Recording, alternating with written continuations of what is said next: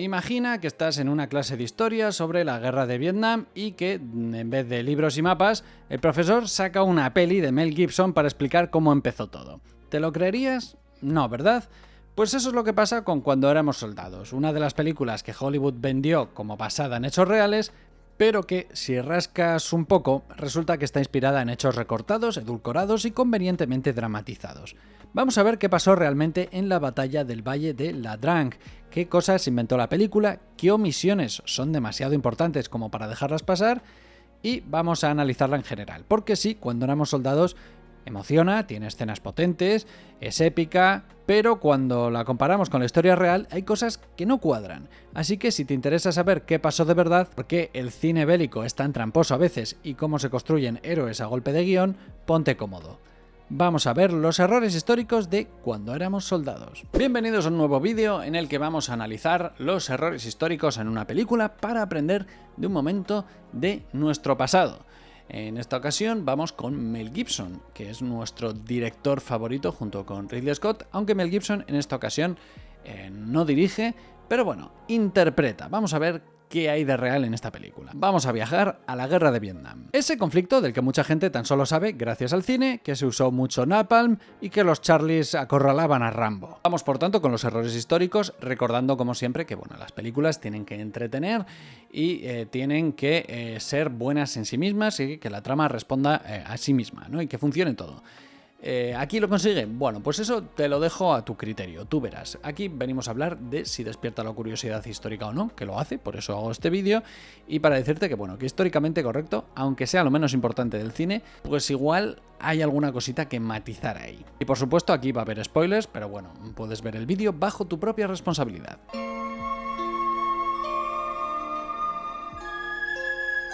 Cuando éramos soldados. Cuando Hollywood decide asomarse a la guerra de Vietnam, lo hace con una mochila cargada de culpa, trauma y necesidad de redención. Desde el nihilismo feroz de Platoon hasta el surrealismo apocalíptico de Coppola. El cine sobre Vietnam no ha sido amable con el ejército de Estados Unidos. Pero a veces aparece alguna excepción, como Cuando éramos soldados, de 2002 y dirigida por Randall Wallace, el guionista de Braveheart. Así que ya sabemos que, bueno, la historia es lo de menos. La cosa es que, bueno, yo creo que intenta abordar este periodo histórico, esto es opinión, desde un punto de vista de la conciliación con el propio pasado, ¿no? Quiere destacar que, bueno, que también hubo sacrificio y también hubo heroísmo, y, bueno, también es cierto. Es más, Randall Wallace seguramente quiso corregir la forma en que Hollywood retrató la guerra de Vietnam, enfocándose más en los hechos históricos, estrategias y soldados reales, y menos simbolismos políticos. Pero es que todas las guerras son políticas y la guerra de Vietnam probablemente más que una guerra normal, si es que el concepto guerra normal existe. Basada en el libro Cuando éramos soldados y jóvenes de Hal Moore y Joe Galloway, la película retrata la primera gran batalla entre fuerzas estadounidenses y norvietnamitas en el Valle de La Drang en noviembre de 1965. Moore es el comandante estadounidense interpretado por Mel Gibson en la película, y Galloway el reportero estadounidense con quien entabla amistad durante la batalla.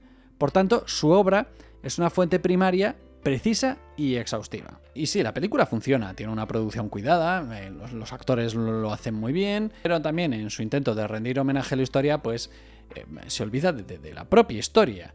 O de conceptos elementales. Es que mirad cómo le explica el padre al niño qué es la guerra y por qué hay una guerra. What is a war? It's when some people try to take the lives of other people. And then soldiers like your daddy have to, it's my job to go over there and stop them. Pues, por lo que sea, aquí se olvidan de que el país invasor es Estados Unidos y los que se defienden son los invadidos, a los que ellos matan. Como suele pasar, el cine necesita héroes, finales cerrados y villanos claros, y eso a menudo choca con la ambigüedad cruda de nuestra realidad. Contexto histórico. Primero, como siempre, vamos a poner un contexto histórico. Para entender lo que narra la película hay que situarse en 1965, el año en que Estados Unidos pasó de una presencia militar simbólica a una intervención a gran escala en Vietnam, que llevaba en guerra civil desde 1955 en diferentes facciones apoyadas por los diferentes bandos de la Guerra Fría, Estados Unidos y aliados y la Unión Soviética y aliados. Tras los acuerdos de Ginebra de 1954, Vietnam se dividió en dos, con elecciones previstas para 1956 que nunca se realizaron. Estados Unidos temía que la Unión, bajo un gobierno comunista, facilitara la expansión del comunismo en el sudeste asiático. Hasta 1965, la guerra era un conflicto asimétrico entre el gobierno survietnamita y los comunistas del Vietcong, apoyados por el norte. Pero en marzo de ese año, las tropas estadounidenses comenzaron a desembarcar con miles de efectivos, helicópteros y la convicción de que bastaba con tecnología y poder de fuego para imponer la paz. Y esto, obviamente, ya sabéis, fue un error. Si habían podido con los nazis, con todo el desarrollo tecnológico que ellos habían producido y creado, ¿cómo no iban a poder con una banda de pueblerinos en la jungla? Bueno, pues esta mentalidad les llevó al fracaso. La batalla del Valle de La Drang fue el primer gran choque entre el ejército de Estados Unidos y el Ejército Popular de Vietnam del Norte. Tropas regulares entrenadas, disciplinadas y muy bien adaptadas al terreno. En este primer gran enfrentamiento de Estados Unidos en Vietnam, unos 400 soldados estadounidenses fueron rodeados por 4.000 soldados del ejército de Vietnam del Norte.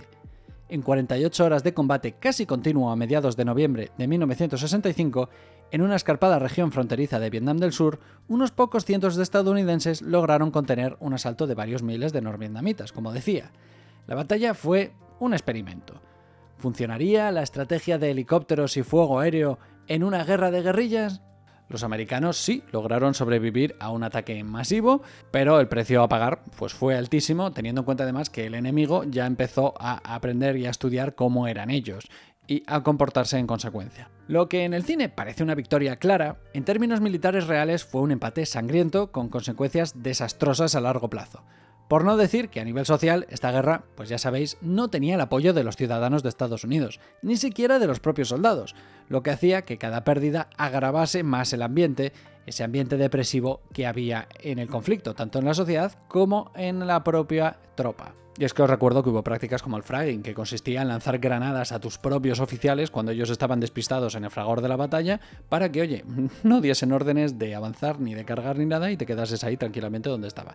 O sea, existe la propia palabra porque existía el concepto. O sea, que no era una guerra muy popular ni siquiera entre los propios soldados. Pero bueno, este es el contexto. Veamos los errores. Pero antes de continuar, ¿te gusta saber qué hay de verdad en el cine? ¿Te gusta conocer los errores históricos de películas famosas? Pues te presento mi nuevo libro, La historia no es como la cuenta Hollywood. 101 mentiras de la historia que te creíste gracias al cine. Un recorrido cronológico por la historia de la humanidad de la mano de las películas más famosas que abordan nuestro pasado y repasando los grandes errores históricos, las exageraciones o lo que son simplemente invenciones. ¿Eran los dinosaurios como nos los mostró Jurassic Park? ¿Las pirámides fueron construidas por esclavos como vemos en El Príncipe de Egipto? ¿Las luchas de gladiadores resultaban tan letales como las retrata Gladiator? ¿Existió realmente Ragnar Lothbrok, el legendario guerrero vikingo? ¿Vivió Pocahontas una historia de amor como en la película o llevó una vida marcada por la violencia? ¿Es salvar al soldado Ryan un buen reflejo del desembarco de Normandía? Todo esto y mucho más lo podemos aprender en este libro, cuyo prólogo está escrito por Andoni, del canal Pero eso es otra historia y Agujeros de guión. Es un repaso ligero, divertido, pero riguroso, y además en cada capítulo te cuento una curiosidad histórica relacionada con el momento de la película que estamos analizando o hablando en ese momento, y no es la típica curiosidad, sino se trata de cosas que dices, pero esto ha pasado de verdad, y te van a dejar con el culo torcido, ya verás. Es perfecto para todos aquellos interesados en la historia, el cine o la cultura general. Tenéis enlaces en la descripción para conseguir el mejor libro de divulgación de cine con historia. Está en formato físico en las librerías de España y en formato digital también, para aquellos que seáis de Latinoamérica y os interese este libro, aunque muy probablemente acabe llegando. Así que muchas gracias si decides darle una oportunidad a La historia no es como la cuenta Hollywood. 101 mentiras de la historia que te creíste gracias al cine. El Vietnam francés. La película arranca con una escena impactante. El grupo móvil 100 del ejército francés siendo emboscado y aniquilado hasta el último hombre por el Viet Minh. Una entrada potente, sin duda, pero que de histórica tiene lo justo. En realidad este grupo sí fue emboscado varias veces, pero no fue masacrado completamente. Lograron escapar en cada ocasión, eso sí, a un coste muy alto en vidas. Además, el film nos muestra a un oficial del Viet Minh ordenando la ejecución de todos los prisioneros, cuando en realidad se tomaron alrededor de 800 soldados franceses en total como prisioneros de guerra. Aunque, desde mi punto de vista, pues sí que creo que es acertado, o por lo menos se agradece que te pongan ese contexto colonial francés que hubo antes de la propia guerra de Vietnam, que es algo que el cine de Vietnam en general ha omitido. También te diré que hay algo que me chirría, que es una tontería, y es que los soldados franceses llevan armamento anticuado o poco realista, cuando lo cierto es que después de la Segunda Guerra Mundial fue Estados Unidos los que empezaron a proveer a Francia de armas y munición para que pudiera retomar o rearmar sus colonias, incluida Indochina.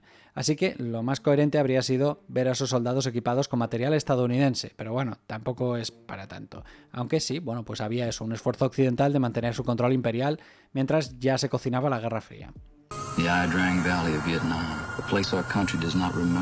En los primeros momentos, el narrador nos cuenta que el ejército francés fue emboscado cerca del mismo lugar donde los estadounidenses están a punto de combatir en el resto de la película. Como espectador, pues piensas que, bueno, es una elipsis, ¿no? Que primero nos ponen una introducción de lo que pasa ahí y luego ya pues veremos a los estadounidenses. Bueno, pues no tiene nada que ver, son escenas separadas y completamente desconectadas. Las fuerzas francesas fueron emboscadas a unos 100 kilómetros al norte del Valle de la Drang, o sea, sí, pues muy lejos de donde vemos. Además, como siempre digo, si quieres ver errores históricos en una película, fíjate o en las banderas o en los mapas o en las insignias. Ahí siempre va a haber un momento que pinchen. También es que es muy complicado hacerlo. La insignia de la boina de las tropas francesas se llevaba del lado equivocado. La insignia en sí es incorrecta. Se trata de una insignia de gorra de infantería metropolitana moderna, no de la época.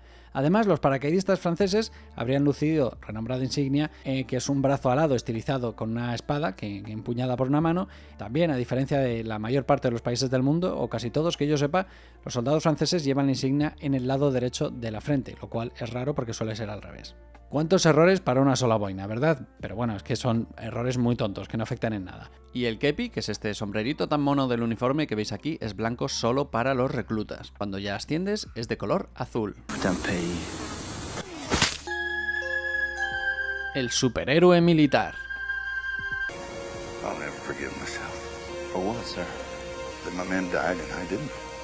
Mel Gibson interpreta al coronel Hal Moore con una mezcla de estoicismo, determinación y voz rasposa, ¿no? Que es lo que hacen los héroes. Y es cierto, Moore fue un líder, un oficial brillante y un hombre profundamente comprometido con sus hombres. Now, what else do you hope to accomplish? We hope to clean out this entire valley, get the VCs out of here and let the people come back and live a normal life. You think you may still run across the enemy's main force that was in here? We hope so. We'd like to kill him, many of them as we can. Y en la vida real, Moore contaba con un equipo de oficiales competentes y muchas de sus decisiones pues no es lo que vemos en la película, sino que se tomaron colectivamente. Que sí, que es un crack, que lo hace todo muy bien y que América necesita héroes. Me parece estupendo esto. Pero en realidad, si lo piensas, bueno, una persona inteligente, una muestra de inteligencia que podría tener es rodearse de gente inteligente, o por lo menos igual de listos que ellos, para crear un equipo, para que la toma de decisiones no dependa de solo una persona, porque cuando la toma de decisiones de gente inteligente en conjunto es algo mejor, que es en general lo que sabía hacer este hombre. Eso te hace ver que eres una persona mucho más capaz y a la postre mucho más humilde, y la película iba de esto, de mostrar el héroe americano, ¿no? Bueno, pues una persona capaz no suele atribuirse los méritos de los demás. Por ejemplo, ¿qué pasa cuando llamas flecha rota? Cuando gritas flecha rota.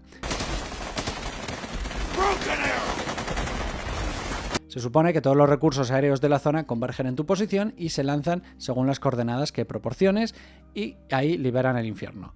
Y bueno, esto es lo que pasa en la película y es real, pero no fue Hal Moore el que iba diciendo flecha rota, flecha rota. Según el libro, pues era un controlador aéreo que estaba ahí. Esto es una pequeña inexactitud, pero esto también encaja en este cine bélico en la que necesitan un héroe, y en este caso es Mel Gibson.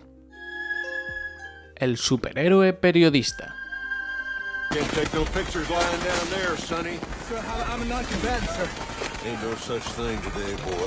Uno de los aspectos más criticados es el retrato de Joe Galloway, el periodista este que coescribió el libro y cuya figura en la película parece sacada de un curso acelerado de militarización express.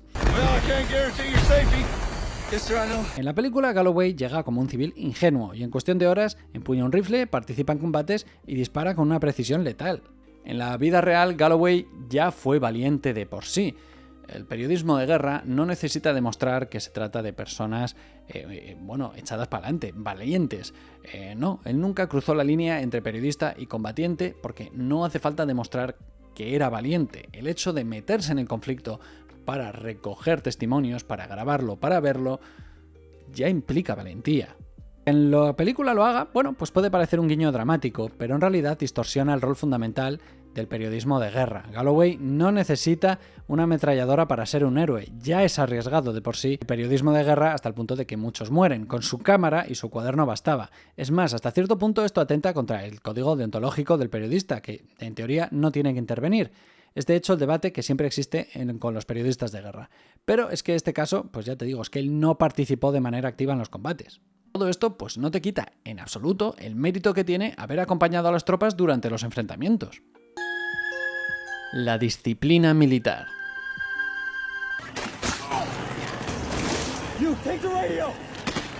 En la película parece que el teniente Henry Herrick y su pelotón se lanzan como locos detrás de un solitario soldado enemigo como si fueran un grupo de novatos sin disciplina. La realidad es muy distinta. Herrick y el segundo pelotón no actuaron por impulso, sino que recibieron una orden directa del capitán John Herren para avanzar por el flanco. Todo dentro de lo esperado, con disciplina y siguiendo la cadena de mando. El problema vino cuando, durante ese avance, se toparon con un grupo de soldados norvietnamitas en retirada. Decidieron seguirlos y en ese momento perdieron el contacto con el resto de la compañía, dejando un flanco completamente expuesto. En un momento dado llegaron a un claro, el mismo que aparece en la película, y Herrick, con bastante más sensatez de la que se le atribuye en la película, se detuvo y preguntó por radio si debía cruzarlo o rodearlo. Y ahí fue cuando cayó en la emboscada. Pero ojo, fueron los hombres de Herrick quienes dispararon primero e hicieron las primeras bajas al enemigo, no al revés como insinúa la película. Cargas cuerpo a cuerpo.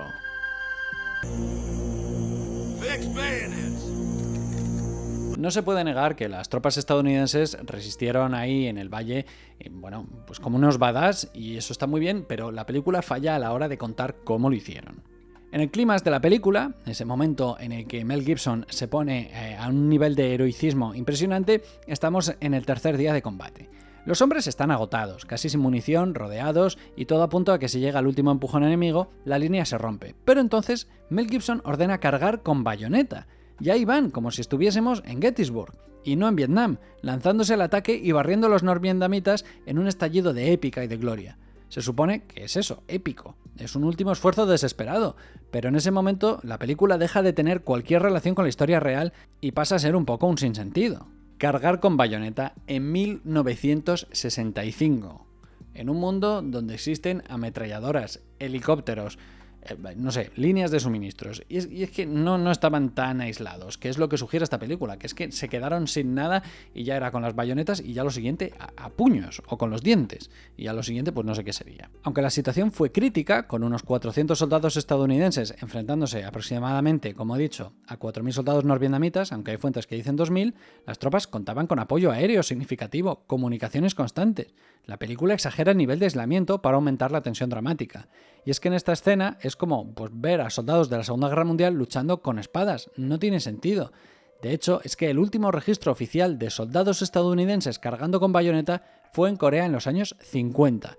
Y ya entonces se consideraba algo bastante anticuado que no tenía ningún sentido.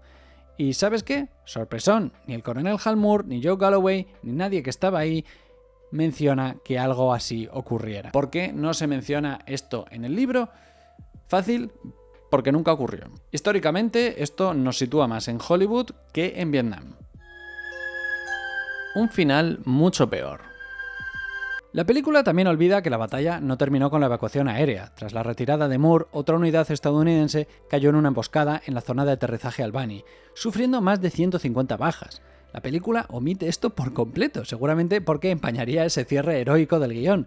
Pero ese silencio es significativo, ofrece una imagen incompleta de un enfrentamiento que fue brutal para ambos bandos. ¿Y por qué dejar fuera esto? Bueno, pues porque nos rompería el clímax de la película, pero es que lo que en un principio parecía una retirada fue el inicio de un desastre aún mucho mayor. Mostrar solo la parte exitosa de la batalla del Valle de la Drang convierte esta película en una versión recortada de la historia.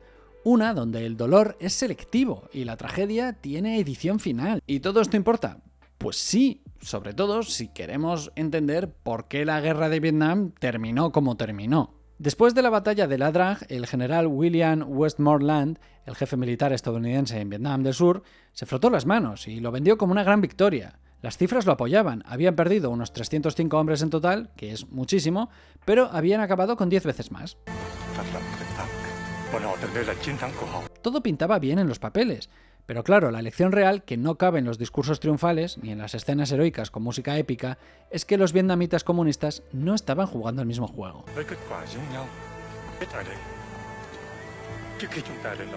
Podían encajar pérdidas masivas y aún así volver al ataque, una y otra vez. La supuesta superioridad tecnológica, las estadísticas favorables, incluso el valor indiscutible de los soldados americanos, pues todo eso servía de poco frente a un enemigo dispuesto a resistir el tiempo que hiciera falta, porque podía hacerlo. Y al final eso fue muchísimo más decisivo para el resultado final de la guerra que cualquier ratio de bajas que podamos sacar de un enfrentamiento. ¡Ey! Pero eso sí, buenas noticias. Puede que haya muerto muchísima gente aquí, pero eso no importa porque resulta que este soldado ha encontrado esta trompeta del ejército francés que los vietnamitas arrebataron a Francia en la primera escena de la película, en la emboscada esa. Así que mira, Francia recupera su corneta. Entre tantas malas noticias, pues esto está bien, ¿no?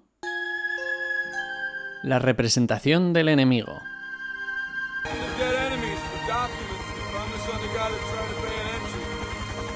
Durante casi toda la película, los soldados del Ejército Popular de Vietnam del Norte son presentados como masas anónimas, inhumanas. Lo hemos mencionado en este canal varias veces. Presentar los conflictos como luz contra oscuridad funciona a nivel narrativo, pero no representa la realidad, y es injusto. Solo hacia el final se insinúa, con una escena fugaz, que también eran personas con familias, miedos y motivaciones. Un joven soldado vietnamita escribe a su esposa antes de una carga con bayoneta, mostrando que también luchaban con valentía y humanidad, no por fanatismo. Pero yo no percibo que esto sea la tónica de la película. Aquí ya os digo que esto ya es opinión, esto no es un dato, es un poco como lo veo yo, pero bueno, entiendo que podéis pensar de otra manera si sois unos absolutos frikis de esta película y os encanta y realmente habéis intentado analizar todas las perspectivas. A mí no me convence, pero esto es opinión. Y en realidad el comandante Nguyen Hu Han, quien lideraba a las tropas norvietnamitas, escribió más adelante su visión sobre esta batalla, las decisiones y las tácticas y las pérdidas que sufrió. E ignorar esta perspectiva no solo un fallo narrativo, sino una oportunidad perdida para mostrar la verdadera complejidad del conflicto, porque en Vietnam no hubo buenos y malos absolutos. Echo de menos producciones como Tora, Tora, Tora, hecha por Estados Unidos y por Japón, explicando una batalla que ocurrió entre Estados Unidos y Japón. Hubo ideología, propaganda y brutalidad en ambos bandos. Pero bueno, el cine necesita recortar muchas veces todos los aspectos más complejos para que el héroe brille. ¿Militares o guerrillas? Un detalle también, en la película mezclan dos cosas, el ejército regular de Vietnam y el Vietcong. La principal diferencia entre el PAVN radica tanto en su composición como en su rol en la guerra. El Ejército Popular de Vietnam era el ejército regular de Vietnam del Norte, y el Vietcong, también conocido como Frente Nacional de Liberación de Vietnam, era una fuerza guerrillera, compuesta principalmente por vietnamitas del sur que luchaban contra el gobierno de Vietnam del Sur y sus aliados estadounidenses. Una cosa es la guerrilla y otra cosa es el ejército, y en esta batalla estuvieron los dos. Lo que pasa es que aquí lo reducen solo al Vietcong. Esto es fácil de distinguir por el famoso sombrero cónico y la ropa negra. ¿Estados Unidos fue racista? ¿En serio? No me digas. Uy. But they won't let you wash the colored things in their machine. They have a big sign right in the window says whites only. Honey, they mean white people only. Otra cosa que me cuesta creer es una mujer sorprendida por la segregación racial en Estados Unidos en 1964. Resulta históricamente forzado y poco creíble. Lo siento, pero aunque la lucha por los derechos civiles ya era algo normal en aquellos años, nos hacen creer que solo unos pocos apoyaban las medidas discriminatorias, cuando en realidad una gran parte de la sociedad estaba a favor. Rosa Parks se negó a ceder el sitio en el autobús en 1955, tan solo 9 años antes, y fue un escándalo nacional. Los 9 de Little Rock, que decidieron estudiar en clase con los blancos y tuvieron que ser escoltados por la 101 aerotransportada para que se asegurasen de que se respetaba su derecho, fue polémico en 1957, 7 años antes. Your husband is wearing the uniform of a country that allows a place to say that his laundry's not good enough when he could die for... Las leyes de los derechos civiles, firmadas por el presidente Lyndon B. Johnson, que prohibió la discriminación racial en lugares públicos, en el empleo y en la educación, marcando un hito en la lucha contra la segregación, fue precisamente en ese mismo año, en 1964. A mí esto pues no me parece creíble, pero bueno, ya sabéis que Estados Unidos tiene sus problemillas a la hora de asumir su propia historia. Cada país los tiene, pues ellos, por lo que sea, con el tema del racismo y la esclavitud, pues tienen sus propios dilemas y problemas. Y, oye, ¿cómo superarlos? Pues en este caso cambiamos la historia y ya está. No ha pasado, o éramos mucho mejores de lo que en realidad éramos y ya está, solucionado. Yo no hablo vietnamita. Como quiero llegar al punto 10, os pongo un fallo raro que a mí me ha llamado la atención, que encontré en el análisis de una película desde el punto de vista de un vietnamita, que estaba hablando de cómo interpretaba él esta película, ¿no? Y bueno, me encontré esta curiosidad. En la película hay una escena en la que el coronel Moore y sus hombres interrogan a un desertor del ejército norvietnamita y le preguntan cuántos soldados hay en la zona. Según el guión, el prisionero debía decir que se trataba de un campamento base para una división entera, es decir, unos 4.000 hombres.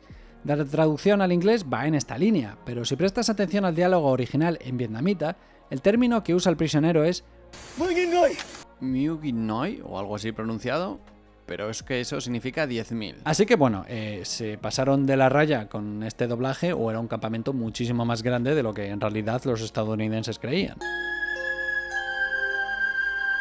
Conclusión. En fin, la película no creo que esté mal. No tuvo críticas que la ensalzasen como una obra maestra del cine bélico o del cine en general, tampoco tuvo una taquilla brutal, pero bueno, fue rentable y acercó el conflicto a la audiencia. Se recrearon secuencias de batalla bajo la supervisión directa de Hal Moore y Joseph Galloway, incluyendo momentos estremecedores como cuando Galloway narra cómo cargó a un soldado herido con los huesos del tobillo expuestos. La película pues muestra un ataque con napalm que resulta en bajas estadounidenses por fuego amigo, lo cual es históricamente correcto. Y esto, por cierto, fue criticado por algunos por la excesiva violencia gráfica de la película. Pero amigo, de esto va el cine bélico, de ser más realista para recordarte que la guerra no es divertida, no es heroica, sobre todo para valorar más el esfuerzo y trauma de los que estuvieron ahí. Y sí, hasta cierto punto yo creo que también esta película puede llegar a representar cómo Estados Unidos subestimó la fuerza militar del enemigo, sobre todo teniendo en cuenta que ya habían derrotado a los franceses y a los japoneses con anterioridad. ¿Qué os ha parecido esta historia de héroes en la que omiten que al final masacraron a muchos? Porque en esta búsqueda de la épica heroica, pro Estados Unidos tampoco nos cuentan una cosa. La derrota de Estados Unidos en Vietnam, que al final perdieron. ¿Nadie puede vencer a Capitán América? Pues mira, aquí está Capitán Vietnam. La derrota fue considerada de una guerra larga, costosa y profundamente impopular, en la que a pesar de su superioridad militar, no lograron vencer a un enemigo que usaba tácticas de guerrilla. Contaba con un amplio apoyo local y estaba dispuesto a soportar enormes pérdidas. El conflicto terminó en 1975 con la caída de Saigón y la reunificación comunista de Vietnam. Para Estados Unidos, las consecuencias fueron muy duras. Miles de muertos y heridos, una sociedad profundamente dividida, pérdida de confianza en el gobierno y una política exterior marcada durante años por el llamado síndrome de Vietnam, un miedo a intervenir militarmente en conflictos prolongados sin una salida clara, y desde luego no nos podemos olvidar del enorme trauma que sufrieron los veteranos de Vietnam. De hecho, hay estudios que han dado cifras de al menos 9.000 veteranos que se quitaron la vida en los años posteriores al conflicto, aunque hay quienes elevan estas cifras en varias decenas de miles más. Pero, ¿para qué mencionarlo? Y por otra parte, en esta película bélica sucede lo que ya he criticado alguna vez, y esto es opinión personal, la parte del entrenamiento me aburre muchísimo. Que sí, que muy bien, que los soldados entrenan. ¿Podemos pasar directamente a la acción como en Salvar al Soldado Ryan? Bueno, pues este ha sido el análisis de Cuando éramos soldados. Espero que os haya gustado. Contadme vuestras impresiones en comentarios, a ver qué os parece. Y os recuerdo que tengo Patreon. Una vez al mes, los Patreons pueden elegir qué película, qué serie, qué canción, qué videojuego traigo al canal para analizarlo desde un punto de vista histórico o para simplemente abordar un momento de la historia. Pero bueno, sobre todo lo hacemos apoyándonos en productos de la cultura popular. También me puedes seguir en redes sociales porque soy un tío muy divertido, aquí donde me ves, y así vas viendo qué cosas se cuecen y se van trayendo al canal. Y también decirte que me apoyas mucho si compartes este vídeo entre gente que sepas que le gusta este periodo histórico, la guerra de Vietnam, gente que sepas que le gusta el cine de Mel Gibson, que le gusta esta película Cuando éramos soldados, o gente que sepas que a la hora de contar anécdotas en las que él debería salir muy mal, les da la vuelta de tal manera que, oye, la víctima es él y que todo el mundo lo ha hecho mal menos él, ¿eh? Estas personas son un poco tóxicas, ¿verdad? Pues a veces el cine de Vietnam es así. Muchas gracias a los Patreons, especialmente a los Patreons que veis en pantalla. Ellos son los que más esfuerzo hacen para mantener el canal a flote. De haber estado ellos en esta batalla, pues no hubiese habido batalla. Hubiesen solucionado los problemas hablando, porque esta gente son unos cracks todos los que me apoyan, así que lo agradezco mucho. Podéis apoyar el canal también comprando mis novelas, que las podéis encontrar en Amazon, en .es, .com, mis libros de divulgación, más de lo mismo, o mi música, escuchando mi grupo Lunage, disponible también en Spotify y YouTube.